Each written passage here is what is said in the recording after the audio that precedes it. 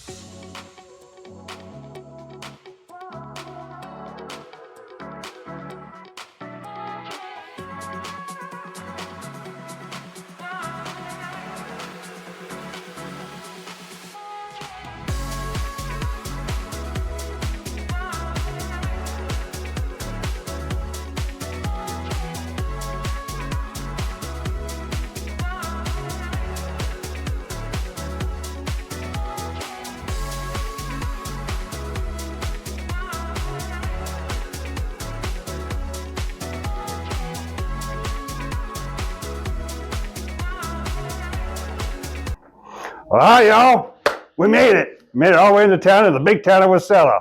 907 Solar here, and I'm so happy to be here to be able to introduce you to these guys over here at 907. Like I said, they're phenomenal. They're walking calculators. They can fit every need that y'all have. It's just amazing what they can do, and the time that they spend with you and get to personalized needs that are going to be within your budget, your design, your location, endless. Like I said, without further ado, my good friend Q here, we'll call him, and he's with 907. You can tell me a little bit about how long you've been with 907, your background. I mean, a little bit about me. I guess I was born and raised in the lower 48 and moved up here. I've got a little bit of experience in the electrical world because my dad did some residential electric work, and so I've learned the little bits and pieces here and there from him.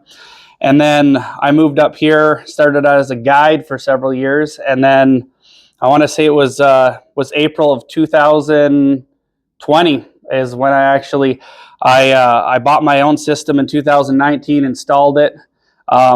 Took off from there and started working on systems, and we've grown a team quite fond of our team. We got a lot of good people that are working here with us. A lot of people are YouTubing things to learn things, and I can't say I haven't done that before. And manuals, I mean, lots and lots of manuals.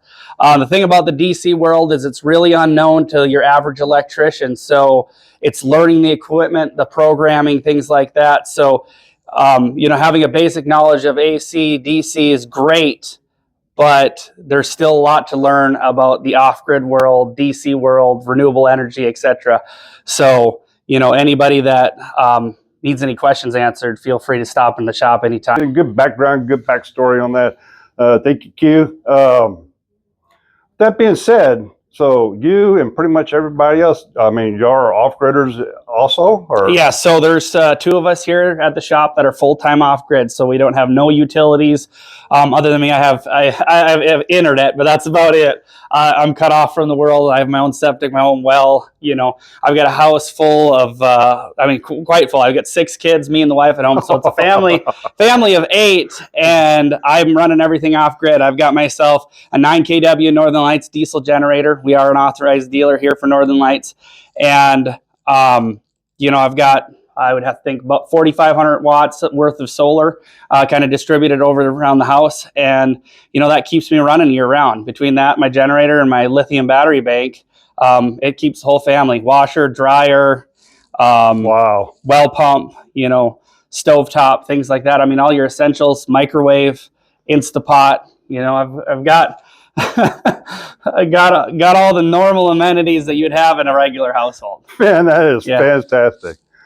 Well, knowing that everyone's needs and situations and locations are different, what factors do you take into consideration when you determine a required system for somebody? Well, so first I try to get to know the person's, you know, and I'm not trying to be too personal into people's lives, but Sure. it really helps me know their lifestyle, you know, what they're using at what times of the day, what kind of appliances they have, how big is the location. And not only that, but the big thing I try to take in consideration is what is the customer thinking of, you know, down the road in the future? Because a lot of times if you go with something too small, you know, like if you were to go with like a small 12-volt system, there's so many limitations to a 12-volt system that unless you're an RVer, I usually don't recommend. Right. And so I kind of get to know the person. What is the plan down the road? Let's say 5 years or so, and then, you know, grow it from there. Now, not everyone's budget can accommodate that, so we'll try to set them up with the best options we can that fits in their budget, and then make the system as growable as possible.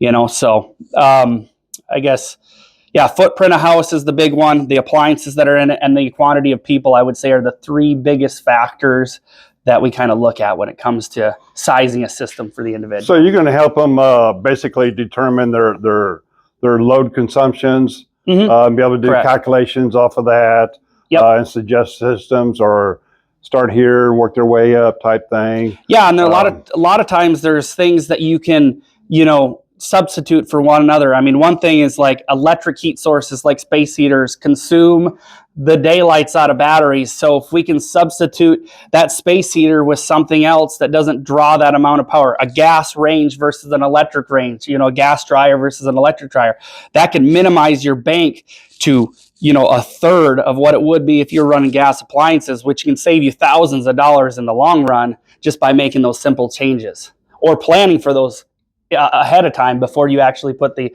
you know, infrastructure in. See, that's what I'm talking about, guys. These are out-of-box thinkers. Man, these are my kind of people. I mean, there's a solution to everything.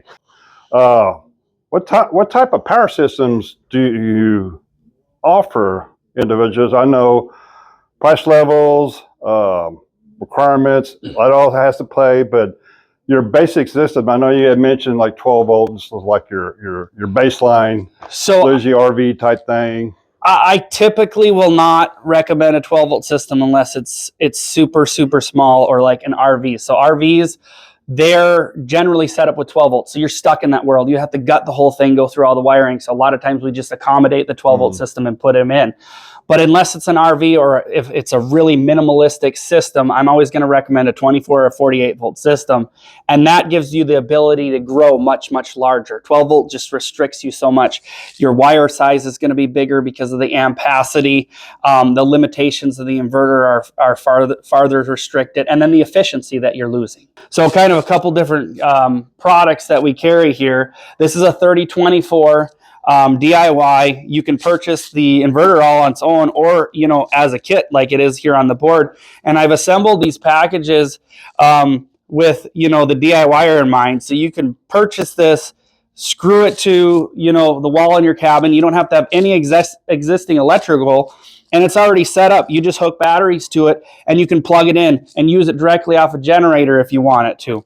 You could use this as a backup power system inside of your home to run your boiler. In fact, we've used these for multiple customers to do that, you know, exact same thing.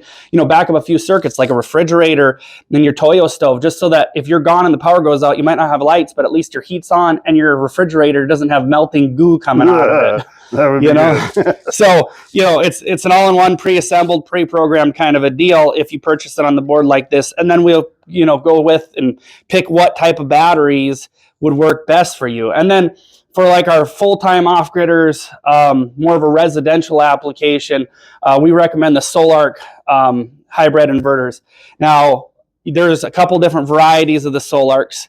So, you know, the 12Ks are most popular for off-grid applications, and that's going to give you a 37 amp continuous output. But for like our residential on-grid customers, we go with the 15K because it has up to a 200 amp pass-through, and we can wire the whole home as backed up with a battery bank below it and have a solar array on the roof or a solar field, and you can sell the extra, power back to MEA and, use your own power during the day, and you actually have a place to store it in, say some batteries. You can also operate this unit without batteries. You can program it just as a string inverter just to sell back to MEA. So like that's one of those things, like if you wanted to grow into a system, whether you're on grid, off grid, you can piece this together in components. You can go with an inverter and a small battery bank. Then you could purchase solar and some more batteries later on and grow the system if you need it to. Man, that's wonderful. Man, this is all good stuff. And it just like blows up my mind. I'm sure a lot of others too.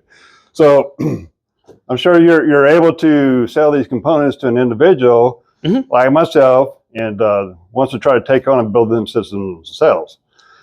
Right? And, yeah. And what I like about these guys, and they probably got me my picture on the wall somewhere, like a picture in the post office. Most wanted is like, don't answer the phone when this guy calls. But I mean, I'm always picking their brain about something. But you know what? They've always been there and just yesterday, I was on the phone with them and he walking me through a problem. And I've already had this system quite some time, but that's how these people are. So with that being said, do you also work with like contractors where like from somebody has a homeowner has a set of blueprints and they want to be able to determine, you need to determine what size system that they need for interim financing and essentially work with a home builder? Yeah, so we've worked with several different home builders, over the years. We actually offer a discount to contractors. I prefer going to that approach with the system because all the infrastructure can be put in ahead of time. The wiring, the conduit, and everything can be, secured in the walls, things. So if you're working with a home builder, usually they have a list of appliances that are going in, etc. And you can size the system accordingly with an appropriate battery bank to, accommodate their needs, going ahead. So how much of continuing support do you offer, like a DIYer or a homeowner or selling products? I mean, do y'all sell like via over the internet type web sales or anything like that? So, I mean, most of our business comes from word of mouth. As far as like support goes, I mean, we will try to answer any questions to the best of our knowledge. I mean, indefinitely, so if you call us and if we can answer your question, we'll try to do our best to do so, or get you in contact with somebody that might know more. Because there's certain products, certain software, like the manufacturers have, I mean, I don't even know everything. So there's answers that the manufacturers may have and I'll have to reach out, but we'll try to get you the answer. Now, as far as like the warranty and stuff. So on our installs, we warranty our workmanship for a year. So if anything breaks or doesn't, you got a fault where, a wire disconnection happened, give us a ring and at our next, availability, we'll run out and, accommodate the problem, see what needs to be done about it, So, I mean, I would say our supports, I mean, as long as we're around, we're going to continue to support our customers or anyone that has any general questions about solar and renewable energy off-grid living. Oh, that's wonderful. That's a peace of mind in itself, man. That's very valuable to me. I'm sure it would be other people. So if you live in the 907 area code, we will come and service you.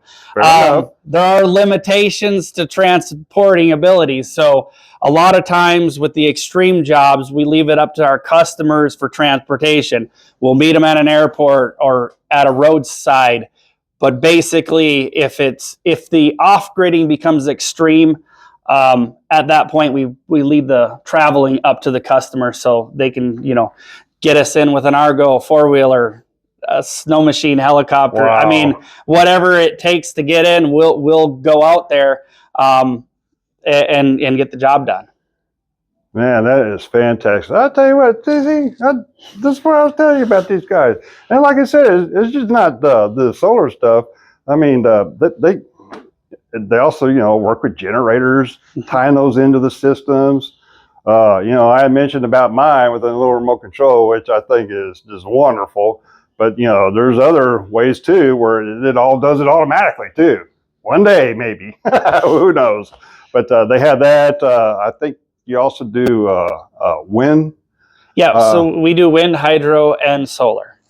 If you happen to be next to a stream that can utilize hydro, I'm a huge fan of hydro. I love it. However, there are some restrictions with ADF&G about where you can put hydro turbines. Obviously, salmon streams are a no-no. Oh, yeah. So, you know, there's certain things that you can and can't do with hydro. But if you have the ability to do it, hydro is very predictable. You're going to get X amount of watts pretty much continuously. The seasons might fluctuate slightly, but it's going to be predictable. After you run it for about a year, depending on, you know, unless you have an extreme year, you'll kind of know what your production on that that hydro is, and then you can, you know, accommodate, you know, if you need more solar or whatnot to kind of meet it. Otherwise, you substitute with a generator. I mean, that's the biggest thing. Like in January and December, that the dead of winter, we don't make enough solar to make it feasible to not have a generator. So everyone's got to have some sort of a backup generator if you're living off grid. There's just really no way around it. But the hydro is really great because it can really supplement it. We've got a couple hydro turbines on Kodiak and a couple here actually in the valley towards Hatcher's Pass. And I mean, they're great. I mean, those things are running primarily year round. I would say 11 months out of the year. Yeah. Well, that's fantastic. Like I said, these guys just, man, I just think they're the cream of the crop here. But anyway, I'm going to put down all their contact info in the description below, their website, their phone numbers, their address, a link to their website. Like I said, you can put around. I'll post some more pictures that I took around their store of different components and what have you. Is there anything else you would like to add? Might be good. I know y'all are gearing up for homestead show here. Yeah, homestead show at the Menard Center here the first week of April. So yeah, I was actually kind of going through that before you walked in here. So yeah, kind of getting my cue points down for that. But yeah, I mean, if anyone wants to come and see us there, be happy to see you. And what are the dates and times on that? It's the 4th and 5th of April. Okay. Yeah. Yeah. So 4th and 5th of April, we'll be at the Menard Center. Okay. There for the Sportsman's Show. Well, if y'all in there, stop on in. Say hi to these guys and have a list of questions for you because they'll dang sure answering them for you. Yep. But anyhow, I'm so glad that we were able to come in and visit with these guys and you come along with us. Really appreciate y'all as always. And here we are, 907 store. You got all the bells and whistles and things to hook you up. So, but like I said, appreciate you coming along. If you do me a favor, hit that like, the subscribe, and the bell button. Really appreciate y'all helping me out with that. Don't cost you nothing, and it helps me bring more content to you. I like doing this for y'all, and I like doing it for myself too. I just had way too much fun. Anyway, y'all have a wonderful day, and be blessed, be happy, and we'll see you on the next one. Thank y'all.